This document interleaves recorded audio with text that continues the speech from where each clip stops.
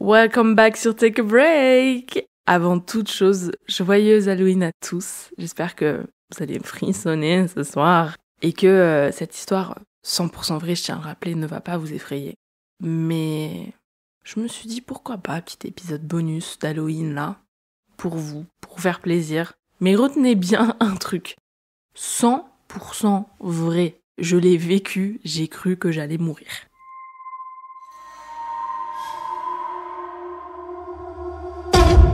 Nous sommes en octobre 2019. Et pendant cette période, je me suis retrouvée seule chez moi pendant plusieurs jours. Et on peut dire que c'est super cool, parce que j'ai 17 ans et je suis seule dans la maison de mes parents. Sauf qu'on oublie de dire que cette maison, elle est immense. Elle est constituée d'un étage, d'un grenier et d'un long sous-sol semi-enterré. Retenez bien le semi-enterré pour vous rendre compte à quel point c'est flippant. C'est-à-dire que quand tu es dans le sous-sol, on peut te voir, mais tu ne peux pas voir les gens dehors. Pour rentrer chez moi, vous avez 3 portes. Pas une, pas 2, 3. Une porte au sous-sol vu qu'il est semi-enterré. Et 2 portes en haut. 2 sas même, j'ai envie de vous dire. Un qui donne sur la rue et un qui donne sur notre jardin de 4400 mètres carrés.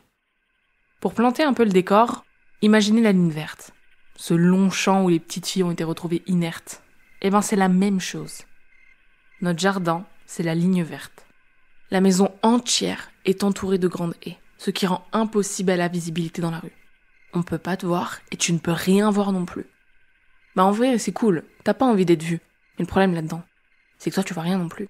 Et le truc, c'est que quand t'es seul chez toi et que littéralement toute la maison craque, le bois travaille, le vent souffle par les fenêtres, par les aérations, et l'ambiance hivernale, elle est présente, elle s'est installée, il fait très vite nuit, et j'en ai marre d'être seule. J'en ai marre de dormir avec un couteau sous mon oreiller parce que, oui, je suis ce genre de psychopathe. Je ne dormirai jamais sans mon couteau sous l'oreiller si je suis seule dans cette maison. Du coup, j'en ai marre d'être seule. Donc je demande à mes grands-parents et à ma tata s'ils veulent venir à la maison pour manger et jouer à des jeux de société. Ils sont donc arrivés dans l'après-midi, on se pose, on parle, on rigole ensemble, c'est cool quoi, l'ambiance elle est chaleureuse et on est tous les 4 dans le grand salon entouré de fenêtres donnant sur le jardin. Bien à prendre en compte, tout le salon est entouré de fenêtres presque. Donc du coup, après avoir mangé, je décide juste de sortir le Trivial Poursuite, qui est un jeu, vous savez, si vous connaissez pas, c'est un jeu où tu dois répondre à des questions et tu peux gagner un fromage. Et je sors parce que je suis persuadée que je vais les laminer. Parce que si c'est le contraire, je vais vraiment passer une très mauvaise journée. Personne n'a envie de ça. En vrai, j'étais loin de m'imaginer ce qui allait se passer plus tard dans la soirée. Très très très très loin. Du coup, la partie commence et en fait, avant même qu'on s'en rende compte, le salon était plongé dans le noir. On est totalement plongé dans le noir. On commence à ne presque plus voir et puis je crois que c'est ma mamie qui dit mais on peut pas allumer la lumière là. J'étais en mode ouais de ouf parce qu'en fait depuis tout à l'heure on plisse les yeux pour voir les questions, c'est un peu insupportable. Sauf que ma grand-mère elle déteste le fait qu'on puisse voir chez elle la nuit, donc elle a tendance à baisser les volets très vite. On allume donc genre les petites lampes du salon, on se plonge dans une ambiance un peu cocooning pendant qu'elle baisse presque jusqu'au bout les volets parce que moi je déteste que les volets soient entièrement baissés. Comme je vous l'ai dit, on ne voit rien. J'aimerais bien voir quand même un tout petit peu. Même si on voit pas grand chose dans mon jardin, j'aimerais un peu voir.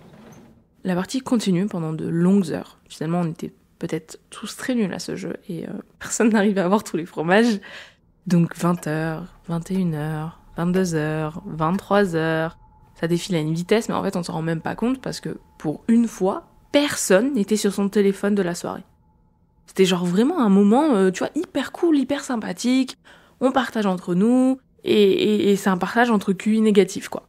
Puis à un moment, je raconte à ma mamie en fait que je dors depuis quelques jours avec un couteau sous mon oreiller, tellement je suis terrifiée de dormir seule dans ce manoir. Bon, j'abuse un peu, mais il est vraiment immense. Et quand je lève les yeux vers elle, parce qu'en fait elle est en train de me disputer, parce qu'elle trouvait ça très dangereux, je vois une tête passer juste derrière elle. Genre les quelques centimètres restants qui n'avaient pas été cachés par les volets m'avaient permis de voir cette tête qui se balade dans notre jardin, dans notre propriété privée, mais tranquille. Vous vous rendez compte, juste 2 secondes, à quel point genre j'ai eu de la chance de lever les yeux à ce moment-là et de regarder juste cette fenêtre. Je sais pas si on se rend compte 2 secondes. Il y a une tête qui vient de passer dans mon jardin. C'est qui ce mec ? Ni une ni deux, je panique. Je me rends compte que ma tata, elle voit la même chose que moi au même moment. Je me rends compte donc que je suis pas folle, il y a quelqu'un dans notre jardin. En plus de ça, niveau discrétion, c'est catastrophique parce que on crie au lieu de parler. Bon, en vrai, on le fait H36, hein, c'est vraiment quelque chose de très lorrain et très paysan. Mais on crie. Au lieu de parler, on crie, on panique. Et genre, je comprends pas pourquoi est-ce qu'il fait le tour de la maison, là, le mec. Genre, tout va très vite. Je demande à ce qu'on éteigne les lumières. Je vais être dans l'obscurité complète. En fait, je veux pas lui laisser une seule chance de nous voir. Et là, je me mets à courir vers le sas de derrière, tu vois. Je cours comme une folle. Et en plus de ça, on avait une petite fenêtre ouverte. Et j'entends ces pas, en fait. J'entends ces pas d'extérieur. Je me dis, mais putain, et le mec est si proche de la porte. Est-ce qu'on a fermé cette porte, tu vois? Et au moment où je me lance pour fermer la porte, la poignée, elle s'agite genre dans tous les sens. Je tremble. Je me dis, mais qu'est-ce qui se passe? Le mec, si je n'avais pas couru pour fermer la porte, il aurait clairement pu rentrer. Mais genre clairement. Et je crois qu'à ce moment-là, je me suis vue mourir en fait. Je me suis dit, bah voilà, le mec est rentré, il nous tuait. Même si on était 4 contre 1, tu sais pas, ça se trouve il y en avait d'autres. Tu sais pas. Et en fait, quand je ferme cette porte, je l'entends un peu courir autour de la maison.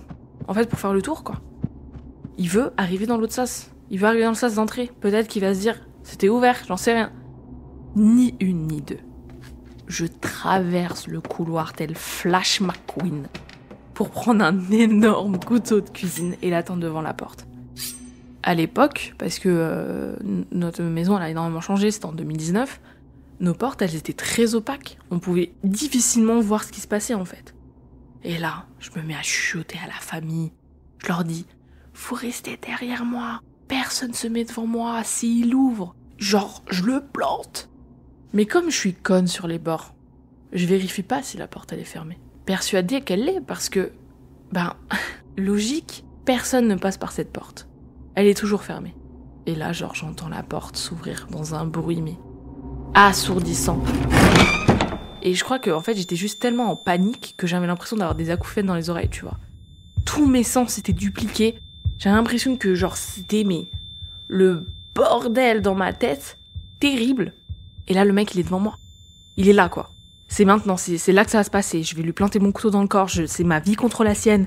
Je dois protéger mon papy qui s'est mis entre lui et moi. Il fait noir, je vois rien. Je suis prête, genre, à me jeter sur lui. Et j'entends sa voix. Et mon papy qui fait... Mais Dylan, qu'est-ce que tu fais là? C'était mon putain de frère. Le man, il habite à 40 minutes d'ici. Pourquoi il était là à presque minuit? Et j'étais genre tellement énervée contre lui, je lui en voulais premier degré. Alors que le pauvre, il avait rien fait, mais je sais pas, sonne, toc, qu'est-ce que t'es là, vouloir rentrer chez les gens? À minuit, il fait noir, personne t'attend. Bien sûr que je vais te sauter dessus, espèce de fou. Et en fait, il nous explique que c'est ma mère qui l'envoie parce que personne ne lui répond depuis 5 heures et qu'elle est genre paniquée. Donc là, je monte dans ma chambre comme ça à l'étage pour récupérer mon téléphone parce que je le faisais charger en haut, tu vois. Et je vois des dizaines de messages, d'appels manqués de ma mère et tout. Je me dis, mais oh putain, mais elle aussi, faut qu'elle se calme, genre la folle du quartier qui appelle tout le monde pour genre s'assurer que tout va bien. Oui, maman, tu sais, on peut dormir aussi, hein. Enfin, tu sais pas, genre on est en hiver, les gens, ils dorment tôt aussi des fois. Mais bref. Donc non, je n'ai pas tué quelqu'un, non, je n'ai pas failli mourir, je n'étais pas en danger. Mais c'était tout comme, genre, c'était la dinguerie. J'avais l'impression vraiment que j'allais mourir, quoi, c'était fini. Et j'imagine même pas son point de vue à lui, hein. Tu le vois, moi, avec un énorme couteau de cuisine prêt à lui sauter dessus, tu vois, en mode, vais te buter! Bah non, reste à ta place, quoi. Mais ouais, soyons heureux que ce soit vraiment le pire truc d'horreur qui me soit arrivé. C'est pour ça que je regarde aucun film d'horreur et tout, tu vois. Je veux pas, et en vrai, parce que, la meuf, elle pète un câble parce qu'elle voit un man dans son jardin. Non, mais non, en fait. Excusez-moi, mais non. J'ai eu totalement raison de le faire. J'ai eu totalement raison. Je veux pas me trouver d'excuses, j'ai eu raison de le faire. Le mec, il rentre chez nous, même si t'es mon frère. Toc, sonne, je sais pas, fais quelque chose. J'allais dire appelle, mais du coup, non. Mais ouais, depuis le jardin, il ressemble plus du tout à la ligne verte, hein. Il est super chaleureux, il est accueillant, il y a des caméras et des alarmes qui ont été installées, il y a tout. Parce que, encore heureux, en fait, on a une immense maison et ils protégeaient rien à l'époque. Maintenant, je pense qu'ils ont compris, ils ont bien fait, tu vois, de tout protéger.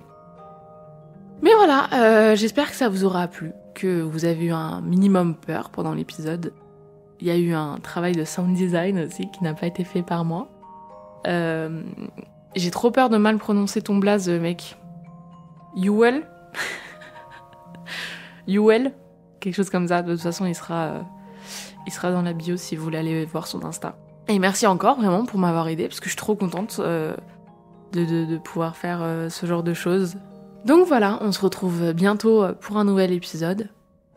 Ah oui, et une dernière chose.